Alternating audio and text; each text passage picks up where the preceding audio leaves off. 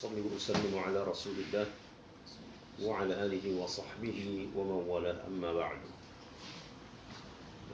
Ikhwan fillah yang dirahmati Allah Ta'ala, saya berterima kasih saya sudah dijemput oleh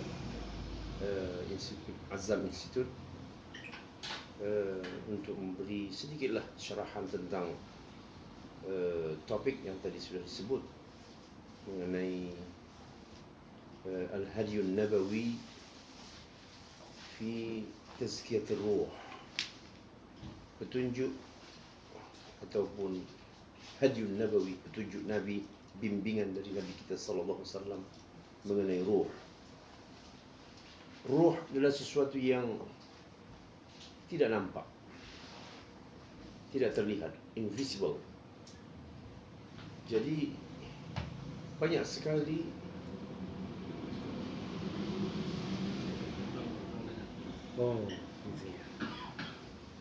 banyak sekali pendekatan yang dilakukan oleh manusia yang keliru, yang salah mengenai ruh ini.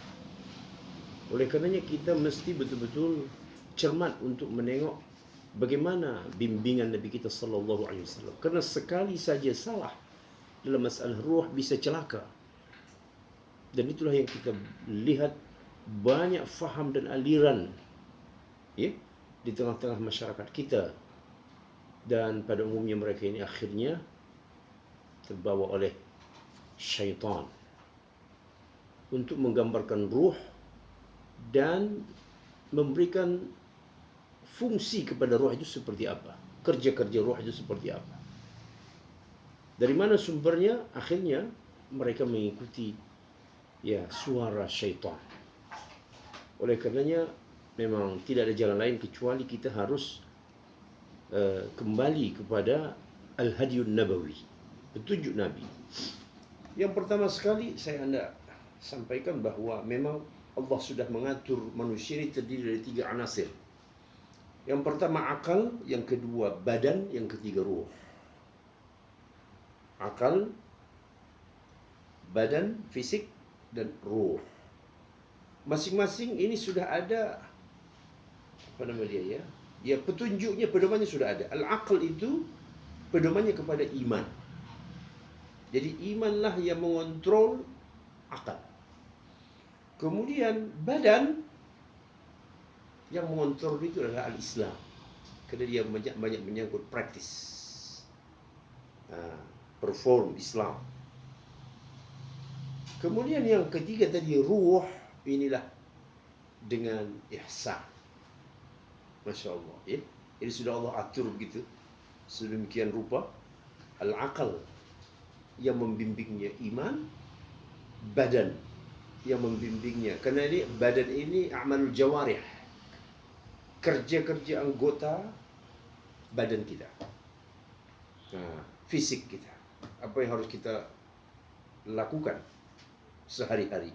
Itulah dia salat, saum, hajj, zakat, nadar, udhiyah, kurban. Ini namanya al-Islam, syariat. Tetapi yang ketiga, ada bagian dari dalam hidup kita namanya ruh yang kita tidak nampak, dan itu rujukannya, referensinya kepada al-ihsan. Di dalam hadis kan pernah Jibril menyerupai manusia, laki-laki datang ke hadapan Rasulullah sallallahu alaihi wasallam, "Ya Muhammad, akhbirni 'anil Islam." Wahai Muhammad, beritahu saya apa itu Islam.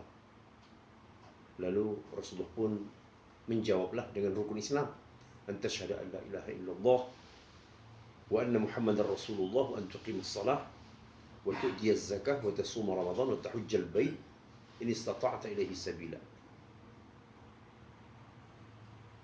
Thumma qala sadaqta. Kemudian laki-laki itu pun menjawab, "Anda benar." Lalu Umar mengatakan, "Fa'ajibna lahu yas'aluhu yusaddiquhu." Kami heran, dia bertanya, dia membenarkan. Kemudian dia pun bertanya lagi, "Akhbirni 'anil iman." Kita kan tadi ada 3. Iman, Islam, iman dan ihsan. Nah, faqala Rasul sallallahu alaihi wasallam an tu'mina billahi wa malaikatihi wa kutubihi wa rusulihi wal yawmil akhir wa an tu'mina bil qadri khairihi wa syarrihi. Thumma qala sadaqta. Anda benar. Thumma qala fa akhbirni 'anil ihsan. An ta'budallaha ka'annaka tarahu fa in lam takun tarahu fa innahu yarak. Engkau beribadah kepada Allah seolah-olah engkau melihat Dia. Dan bila engkau tidak boleh melihat Dia, sesungguhnya Dia pasti melihatmu. Nah, jadi dari 3 ini betul sesuai yang kita sebut dengan al-aqal, al-Islam, ar-ruh. Baik. Di dalam Islam ataupun di dalam kajian Islam sudah biasa kita mendengar sebutan atau terminologi tazkiyatur ruh. Tazkiyah ini memang khusus menyangkut yang ketiga tadi tu, ruh.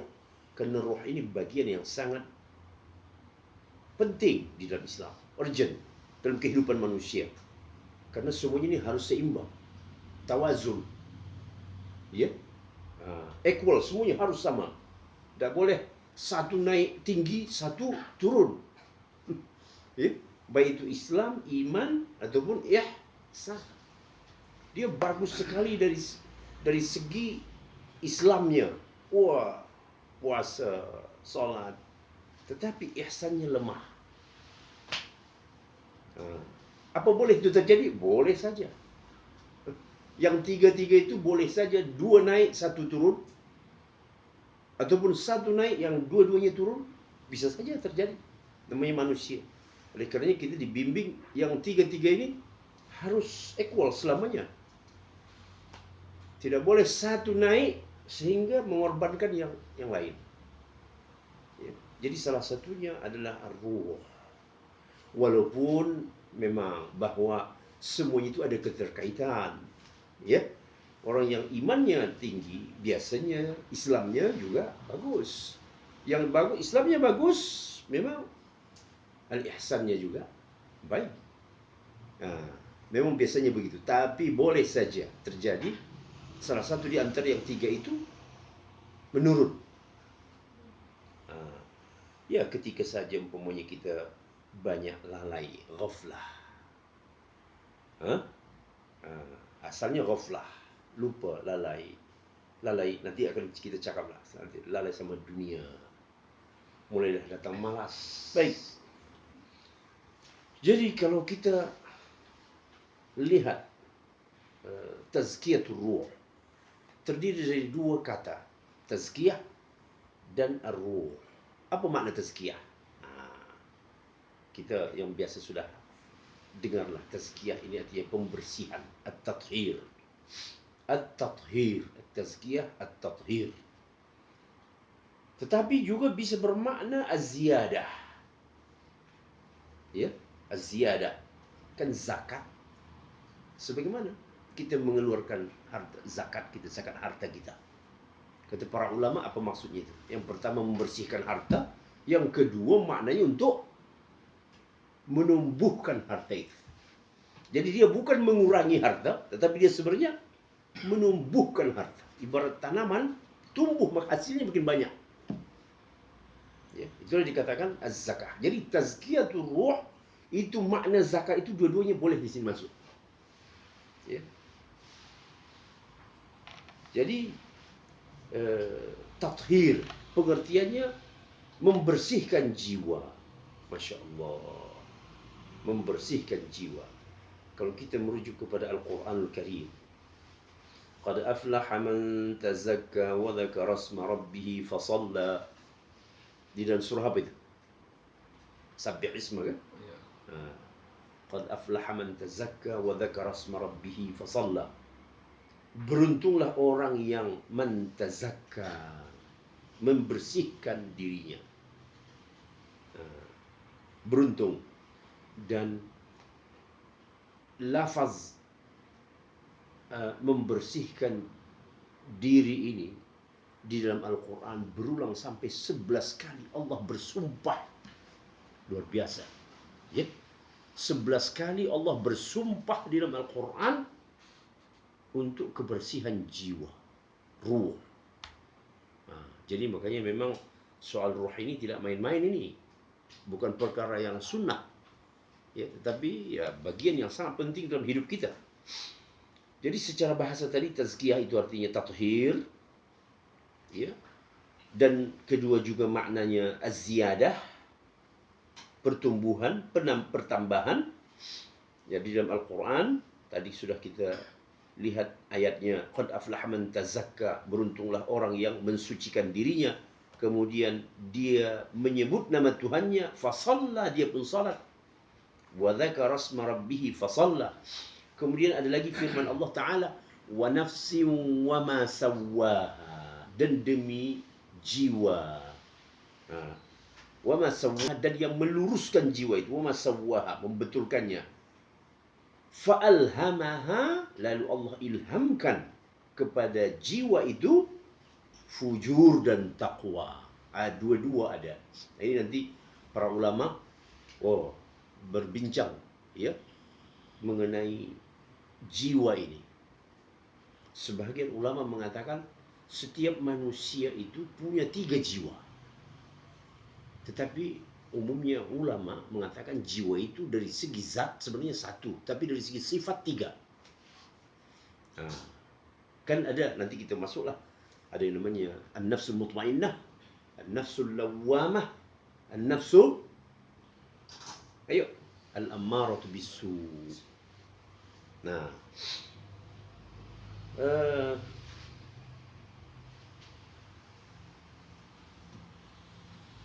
Firman Allah yang kedua tadi, wa nafsin wa ma sawwaha fa'alhamaha fujuraha wa taqwaha. Allah ilhamkan kepada jiwa itu fujuraha, kejahatan, wa taqwaha, dan takwanya. Jadi dua-dua. Ada kata orang, jiwa kita ini ada potensi untuk fujur, untuk jahat, dan untuk takwa. Jadi tinggal kita artinya kitalah yang mensiasati. Dua-duanya itu, jiwa kita itu ada potensi untuk jatuh dalam fujur dan takwa. Makanya syariat mengajarkan cara mensiasatinya. Di antaranya apa? Suhbah, persahabatan. Kalau Anda ingin baik, persahabatilah siapa? Orang-orang baik juga. Carilah environment, lingkungan yang baik, soleh. Makanya kalau kita lihat ya, di dunia Islam itu, masjid ini menjadi sentral. Dagang, perniagaan, rata-rata di sekitar masjid. Betul tak? Coba tengok di sini. Ya, daerah bisnis. Di mana ada masjid, di situ daerah bisnis. Orang cari duit di situ juga. Ya, apa saja perniagaan semua ada sekitar masjid. Jadi masjid ini ibarat magnet. Magnet ini, magnet semuanya, magnet takwa, kecuali magnet fujur. Tidak ada di masjid. Dekat masjid tidak ada. Kalau ada tempat, na'udzubillah, tempat maksiat di masjid ini lebih celaka ya, dari yang celaka. Karena dia lingkungannya soleh, baik, tetapi di situ ada tempat maksiat. Tetapi hal yang mubah saja seperti bisnis, ya, orang berdagang, berniaga, biasa. Di mana-mana saja kita tengok, seluruh dunia. Ya, di mana masjid, tengok Masjid Nabawi, hotelnya, masya Allah, penginapan orang, ya, tempat belanja. Karena semua itu dapat manfaat dan maslahat dengan adanya masjid. Saya tadi baru sampai tadi malam kan, saya perhatikan sini, Masya Allah, inilah namanya magnet dari masjid itu. Dia punya daya tarik. Orang datang ke masjid untuk salat, tetapi orang yang berada di sekitar masjid juga mendapatkan apa? Benefit. Ya. Toko apa saja ada. Kita nak cari bahan pakaian ada. Bukanlah sekadar saja tempat makan sama tempat penginapan, tidak. Semua ada. Jadi, Masya Allah, jadi masjid ini jadi sentrum kemaslahatan umat manusia.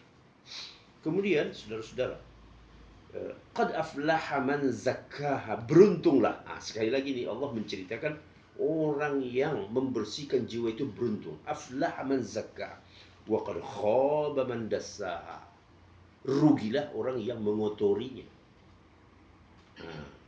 Bagaimana mensucikannya? Dengan al-akhlaq al-hamidah.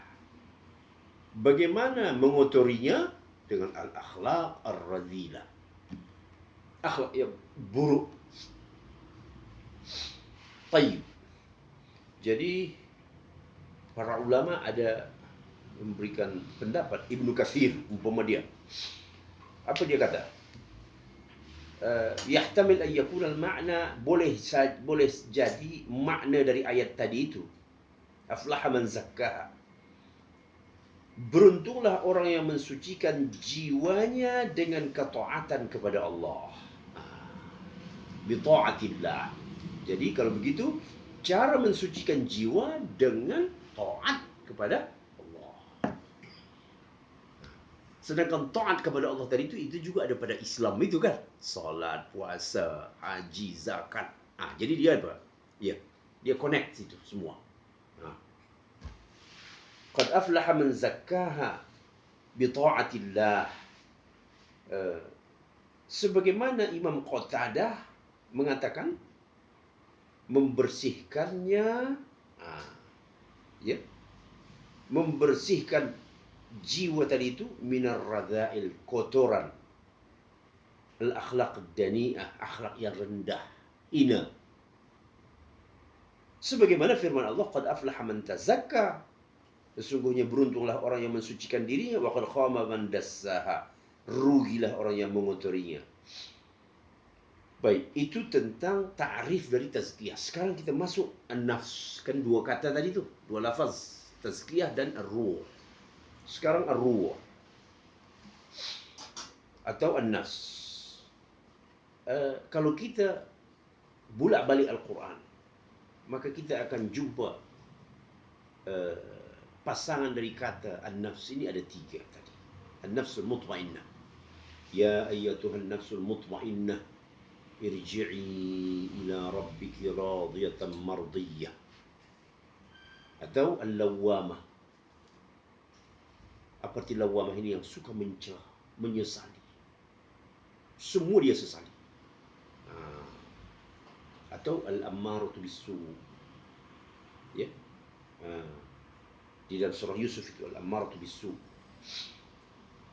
Jadi manusia berbeda pendapat mengenai apakah nafs jiwa itu sebenarnya satu tetapi sifatnya tiga, atau memang jiwa itu ada tiga. Pendapat yang mengatakan jiwa itu sebenarnya ada satu, ini adalah pendapat fuqaha dan mutakallimin dan mayoriti dari mufassirin. Mereka cakap apa? Bahawa jiwa itu sebenarnya satu. Yang tiga itu apanya? Sifatnya.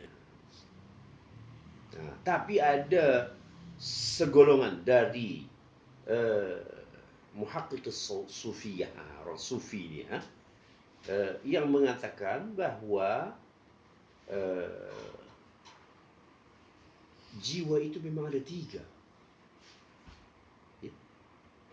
Jadi jiwa itu memang ada tiga, bukan sifat saja. Jiwa itu sendiri ada tiga. Itulah dia tadi yang mutmainnah, yang lawamah. Siapa ada manusia, mungkin salah satu dari tiga nafsu ini dia miliki. Kalau dia orang yang suka menyesali, memang nafsu dia nafsu lawamah. Ada orang yang hatinya itu memang mau berbuat, pikiran dia buruk saja. Ini namanya al-ammaratu bis-su'. Dia punya nafsunya orang.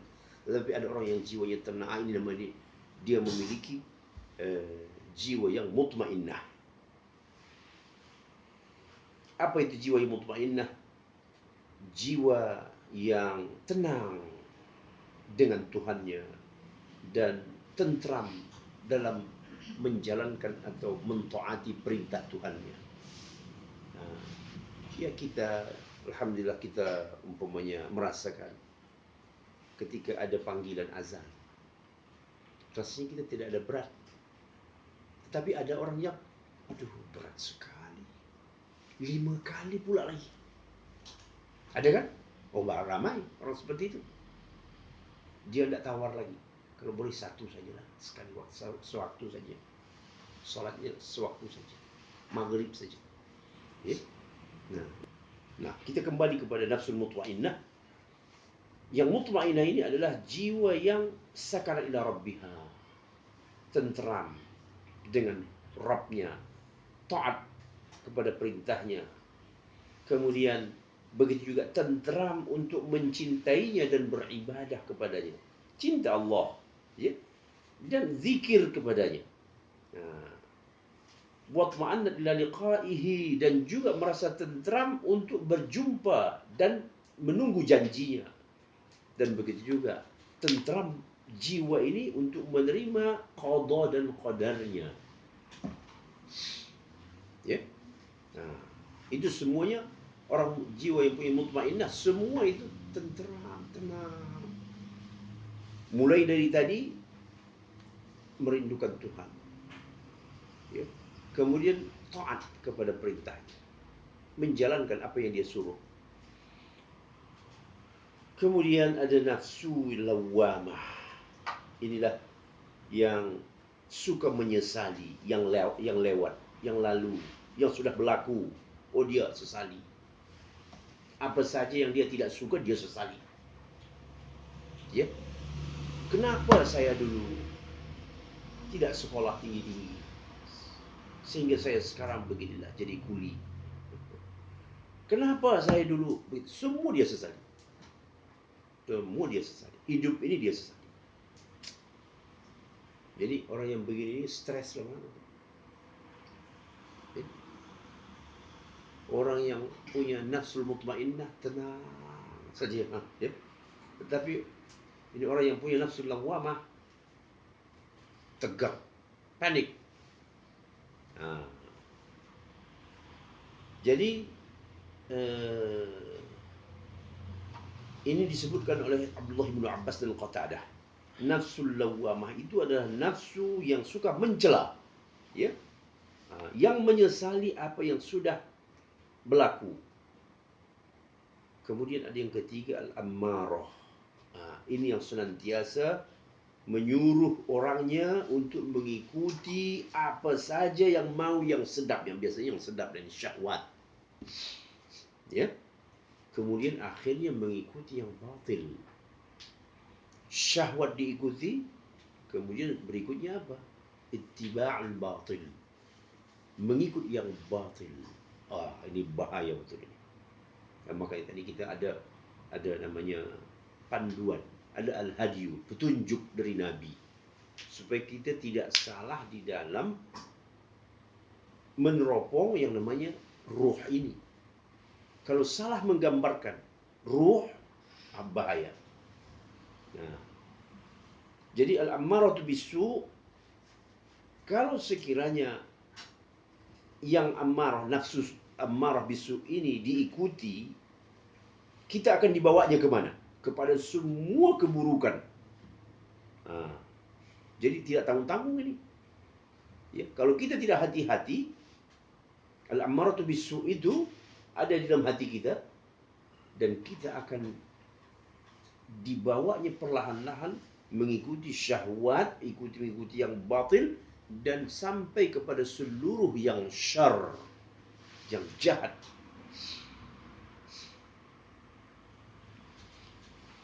Kenapa orang mau mengikuti yang buruk? Artinya kenapa orang ikut di dalam nafsu yang ketiga ini? Penyebabnya ada 2. Yang pertama, al-jahlu. Kalau ada tulisan apa, boleh juga.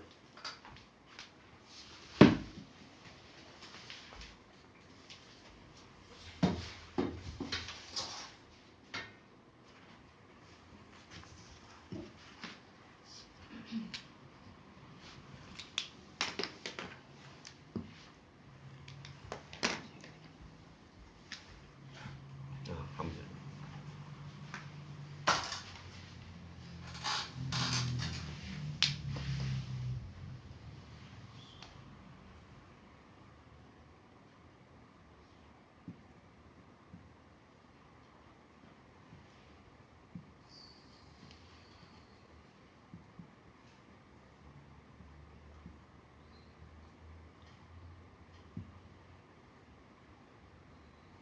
Boleh baca ni? Al-mutmainnah, al-lawwamah, al-ammaratu bis-su.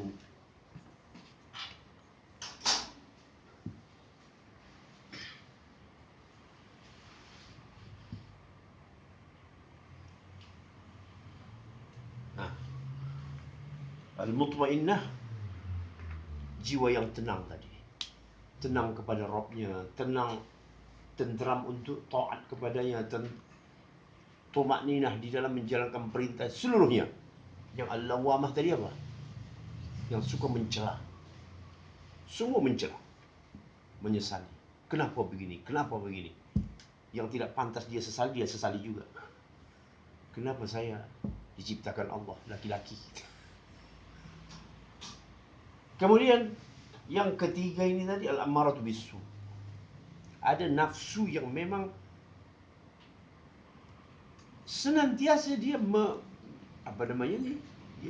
menggiring, mengarahkan, menyuruh kepada yang buruk. Nah, penyebabnya apa? Karena dua hal. Karena al-jahlu, kejahilan. Nah, jadi memang kalau tidak mau dapat nafsu yang begini, kita harus punya ilmu. Nah, lawan dari al-jahlu itu apa? Al-ilmu. Lawan dari al-zulmu itu al-adlu.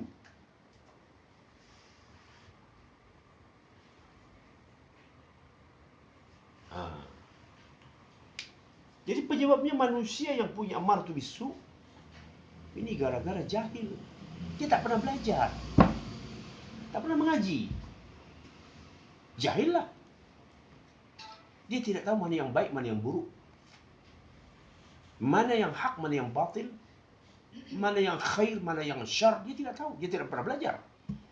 Yang dia ikuti apa? Apa kata jiwa, hawa nafsu dia.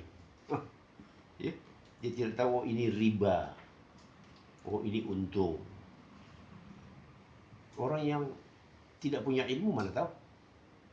Bahkan kata dia, sama saja itu riba sama profit itu. Ya. Karena Al-Quran Allah cakap begitu kan. Qalu innamal bay'u mithlur riba.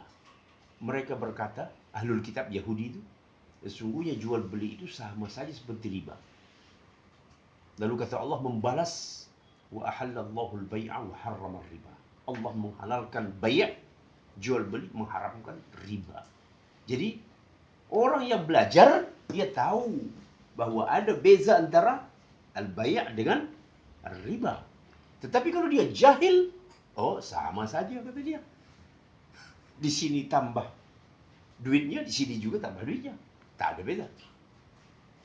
Lalu yang kedua memang karena al-zulmu, kezaliman. Karena zalim, zulum. Ya, lawan dari zulum ini al-adl. Ya. Artinya memang dari dalam hati itu mau berbuat yang zalim. Tayyib.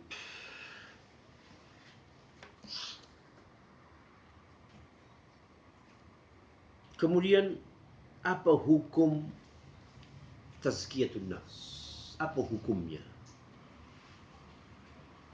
Di sini para ulama berbeza pendapat menjadi dua.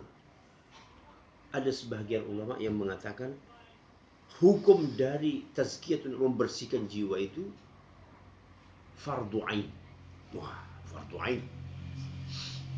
Jadi setiap manusia, setiap muslim, dia harus melakukan pembersihan jiwa. Kalau tidak, dia berdosa.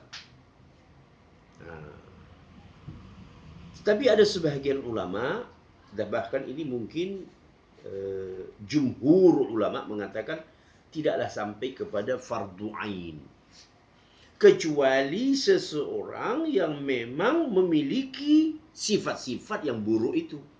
Nah, bagi dia wajib dia untuk melakukan tazkiyatun nafs tadi. Adapun manusia biasa, tidaklah fardu ain bagi dia melakukan tazkiyatun nafs. Apa alasan dari pendapat yang kita sebut ini tadi, jumhur? Karena kata jumhur, manusia ini memang diciptakan fitrah. Kullu maulidin yuladu 'ala al-fitrah. Setiap yang dilahirkan, anak yang lahir itu dilahirkan dalam keadaan fitrah, suci. Ya, jadi asli manusia ini suci. Jadi bagaimana kita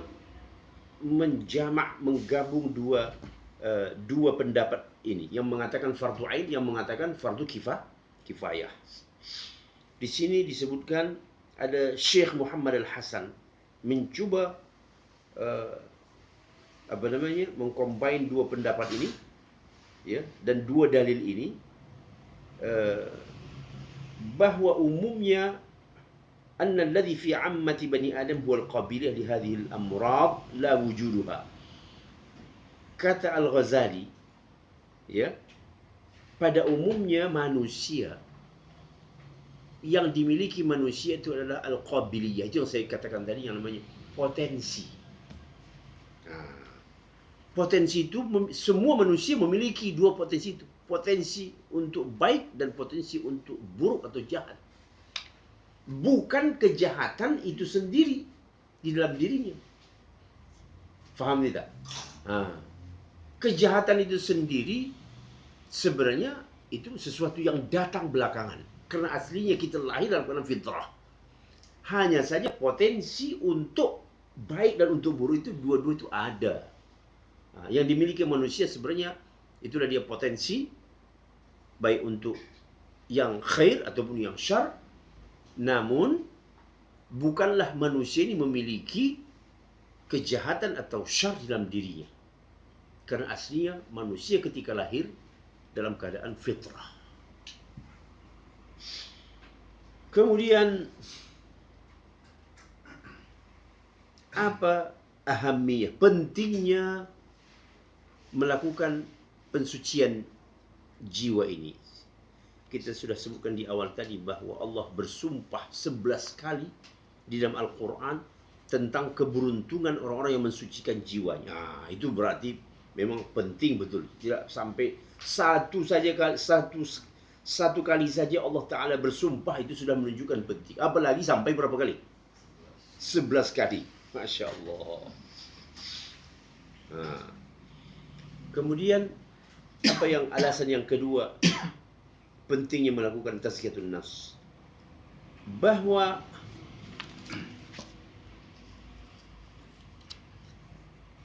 jiwa ini adalah musuh yang paling dekat bagi manusia. Dia di dalam hati, ada di dalam jiwa kita. Kalau musuh dalam bentuk manusia lain, dia jauh. Ini bersembunyi dia di dalam hati kita. Ini adalah nafsu ini tadi. Jadi kalau kita tidak melakukan tazkiyah, pembersihan jiwa, awas, bahaya.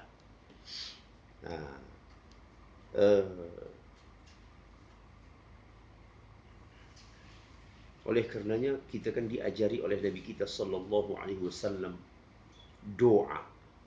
Mungkin sudah biasa kita baca ini doa. Allahumma ati nafsi taqwaha. Ya, sudah hafal ini tak? Belum? Ayat boleh juga kita baca sama-sama. Allahumma ati nafsi taqwaha wa zakkiha anta khairu man zakkaha anta waliyuha wa maulaha. Nah, ini memang diajarkan oleh Nabi kita sallallahu alaihi wasallam. Kenapa tadi itu? Karena nafs atau jiwa ini adalah musuh manusia yang paling dahsyat, yang paling hebat ada di dalam dirinya. Jadi dia tidak terasa. Dia bukan datang nampak dari luar. Kalau musuh yang lain, nampak dia. Ya? Dalam bentuk manusia kah musuh itu? Dalam bentuk apa saja? Mobile, kita anggap saja alat television, ya? Nampak musuh itu. Oh ini ada dia di dalam. Jadi makanya begitu pentingnya, begitu urgentnya ini yang kita melakukan tazkiyatun nafs. Apalagi tazkiyah ini adalah merupakan jalan menuju syurga. Allahu Akbar. Di dalam Al-Quran apa firman Allah? Wa amma man khafa maqama rabbih wa nahan nafsa 'anil hawa fa innal jannata hiyal ma'wa. Ini hebat juga bahasa Melayu ini. Ya. Langsung terjemah daripada bahasa Al-Quran. Wa nahan nafsa. Nahan. Menahan nafsu. Ya. Artinya sama. Jadi ada beberapa lafaz bahasa Melayu yang memang asli dari Al-Quran. Ini salah satunya, saya sering cakap ini, menahan nafsu. Ya, karena dalam Al-Quran pun wanahan nafsa 'anil hawa. Melarang nafsu dari hawa. Hawa ini kemauan. Kemauan. Manusia banyak maunya. Jadi ada pun orang yang takut kepada makom Tuhannya dan menahan nafsu dari mengikuti hawanya, maka syurgalah yang menjadi tempat kembalinya. Jadi berarti apa? Syarat untuk masuk syurga itu adalah menahan nafsu. Kemudian udah jam berapa? Udah ada 1 jam saya bercakap. Hampirlah sudah 1 jam. 45 menit. Iya. Kalau begitu ya, kita poin berikutnya pembahagian dari tazkiyatun nafs. Pembahagian aqsam. Pembahagiannya ada 2. Yang pertama tahliyah, yang kedua takhliyah. Ya.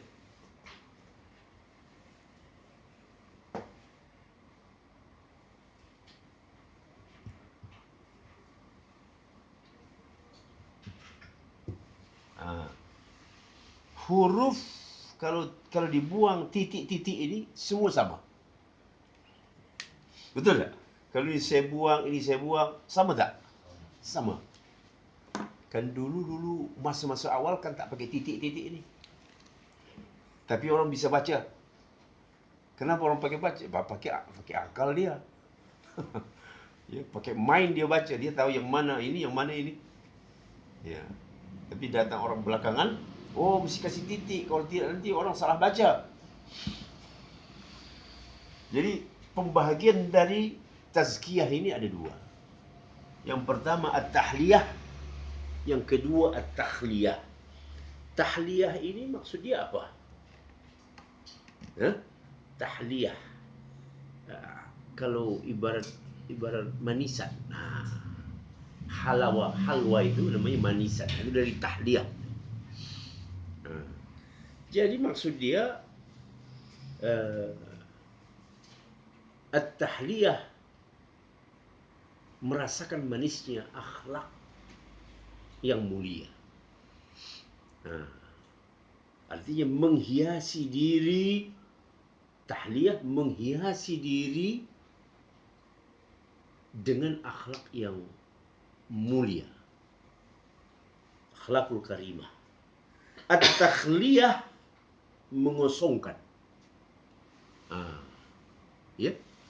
Kalau tahliyah tadi menghiasi, dia make up, ya, memake up ruangan ini. Kemudian tahliyah mengosongkan, angkut semua, ya, supaya dia kosong sama sekali. Jadi menghiasi, memake up diri kita dengan apa? Akhlakul hamidah. Dan mengosongkan diri kita dari apa? Akhlakul radhilah, akhlak yang madmumah, yang tercela. Ini dia pembagian daripada apa? Tazkiyatul ruh atau tazkiyatul nafs. Jadi apa saja umpamanya akhlak yang mulia ini? Tauhid, ya, tauhid itu adalah akhlak yang mulia. Kemudian ikhlas, kemudian as-sabr, kesabaran, kemudian tawakkul, apalagi al-inabah, kembali kepada Allah, at-taubah, bertaubat, asyukur, mensyukuri nikmat Allah, al-khauf, takut kepada Allah, ar-raja, apa arti raja? Berharap.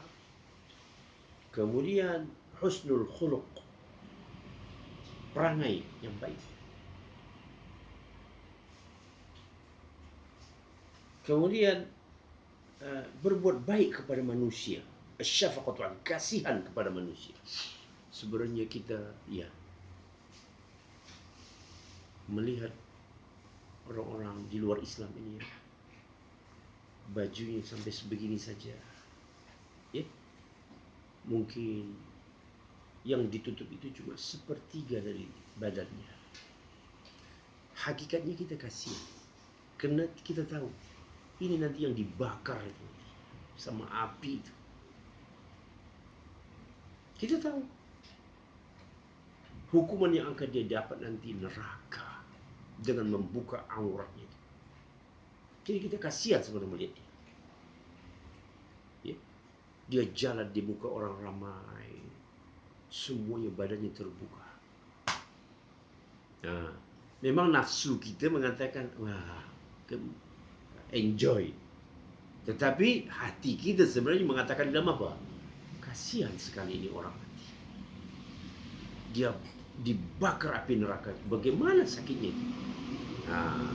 Jadi kasihan kita. Ia melihat orang-orang yang menyimpang dari Islam, baik itu kafir ataupun orang-orang Muslim yang sudah mengikuti perilaku-perilaku orang-orang kafir. Kita kasihan. Karena kita tahu akibatnya seperti apa. Ya, neraka itu ada 7 neraka. Laha sab'atu abwab, ada 7 pintu neraka. Salah satu neraka itu namanya Jahannam, dan di situ banyak disiksa orang-orang Muslim. Tempat penyiksaan orang Muslim di dunia mengaku Muslim, Jahannam. La ilaha illallah. Inilah pelaku dosa-dosa besar, yang mengerjakan dosa-dosa yang sudah dilarang oleh Allah Ta'ala. Jadi sebenarnya ya kita kasihan kepada manusia. Kemudian apalagi akhlak yang baik ini, amar bil ma'ruf, ya, mengajak orang kepada yang ma'ruf, yang baik. Kemudian melarang orang, menjauhkan orang dari yang mungkar. Kemudian memberikan manfaat kepada orang sebatas yang kita mampu. Jadi ini semuanya akhlakul fadilah, akhlak yang baik. Sebaliknya akhlak yang hina, syirik, riya, ujub, kibir, bughd, membenci. Dia tak ada pasal benci. Lagi-lagi Syiah membenci sahabat. Sahabat buat apa sama kau? Kenapa kau benci dia? Tetapi dia sudah jadi agama dia, membenci. Mendengar nama sahabat, itu namanya al-bughdu, kemudian al-hasad. Ya. Orang mukmin tidak diajari membenci. Bahkan tadi kita pun sebenarnya melihat orang yang terbuka-buka itu, kita kasihan aslinya. Karena kita tahu akibat yang dia dapatkan itu adalah neraka.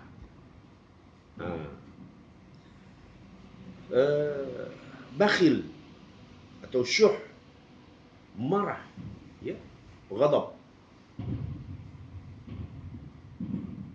Suara apa itu? Hah? Oh begitu. Oh, api. Ada acara. Jadi kemudian ada yang namanya asas-asas dalam ta'amul bersama nafsu ini. Ada bingkai, ada platform bagaimana kita berinteraksi dengan nafsu sehari-hari. Ini penting sekali sebenarnya. Yang pertama, kata para ulama, kita harus insaf terhadap nafsu ini. Insaf, jujur. Artinya jujur ini apa? Jujur terhadap nafsu. Jangan suka melakukan pembelaan kepada jiwa kita. Katakan saja kita subuh tak bisa bangun. Tak bisa bangun sholat subuh. Ya apa boleh buat, saya kan tidurnya terlambat. Ini membuat pembelaan, apologize kepada nafsu kita. Ini tidak boleh. Ketika kita jatuh dalam pelanggaran yang justru kita apa? Kita hakimi ini jiwa. Memang kamu ini manusia tidak baik. Bukan justru kita apa? Tabrir. Bahasa Arab kita tabrir. Ya. Dibela. Ya. Jadi kecenderungan manusia kalau jatuh di dalam kejahatan, dia melakukan pembelaan pada dirinya. Itu bahaya itu. Justru seharusnya apa? Insaf. Dia harus jujur bahwa ini adalah kelemahan pada diri saya yang harus saya perbaiki, bukan saya bela.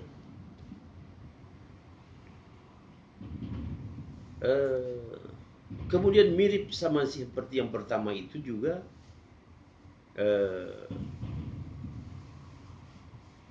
tidak menyebelah kepada jiwa kita, diri kita ketika berhadapan dengan orang.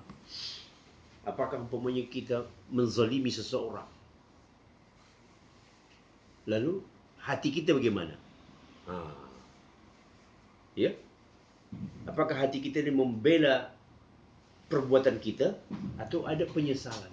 Oh iya, saya yang salah. Jiwa ini yang salah. Apa saja kesalahan kita umpamanya kepada orang, entahlah kita ambil hak dia, ya, atau kita ghibah kepada dia, jangan kita cari pembenaran. Ya, oh iya, saya juga dia pernah dia ghibah sama saya, ya saya juga pernah ghibah sama dia. Itu namanya membela diri kita. Tetapi seharusnya kita menyalahkan diri kita. Kita yang salahkan diri kita. Kalau orang mau selamat.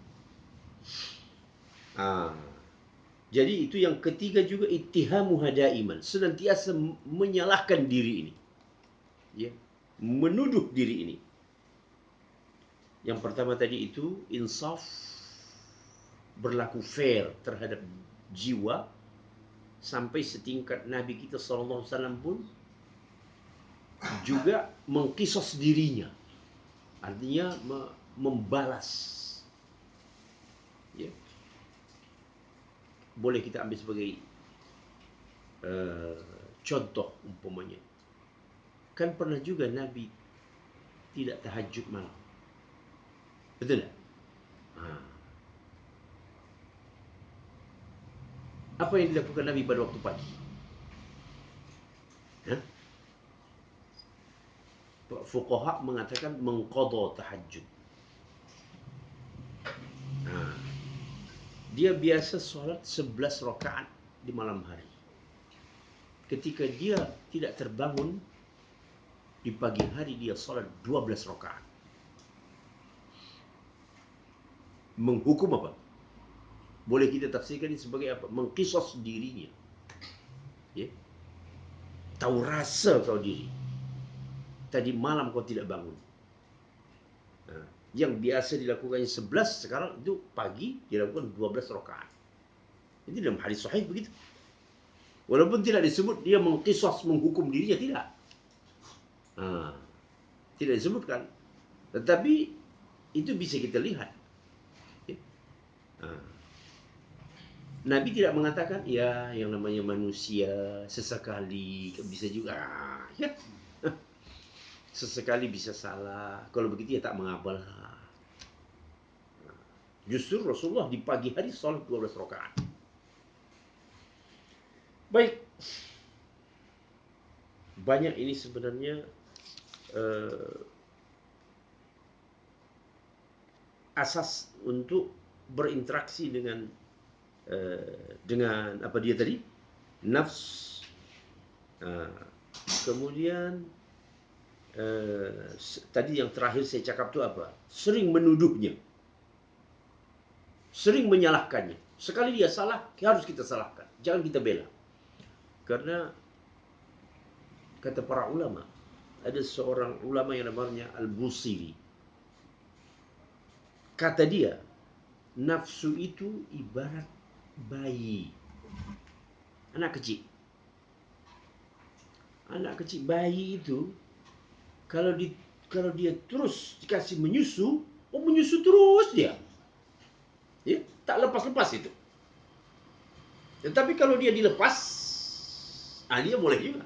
Bisa juga dia lepas. Begitu nafsu. Dan memang betul. Kalau dibawakan tidur ini, mata ini, mau tidur saja. Betul tak? Kalau diikutkan kemauan dia, mau yang sedap-sedap saja, dia pun mau, dia suka ada dia. Tetapi kalau dia di-cut, dia juga bisa sebenarnya. Jadi salah satu yang dinasihatkan oleh para ulama itu dia tadi, mengkat, jangan dimanjakan dia. Ya, jangan dimanjakan. Kalau dimanjakan, sama seperti itulah dia tadi, ibarat anak bayi. Dia kalau diikutkan mau menyusu terus, ibunya tak bisa buat apa-apa. Ya? Tetapi kalau ada, tapi bukanlah berarti kita kurangi hak dia untuk menyusu. Dia standar sudah ada. Mungkin mula-mula waktu dia dilepas, dia marah, menangis. Tetapi kalau dia biasakan, ditinggal juga tak apa-apa. Ya? Karena bagaimana seorang ibu mau 24 jam bersama bayi, saya tak mungkin. Dia punya kerjaan apa di dapurnya. Baik. Kemudian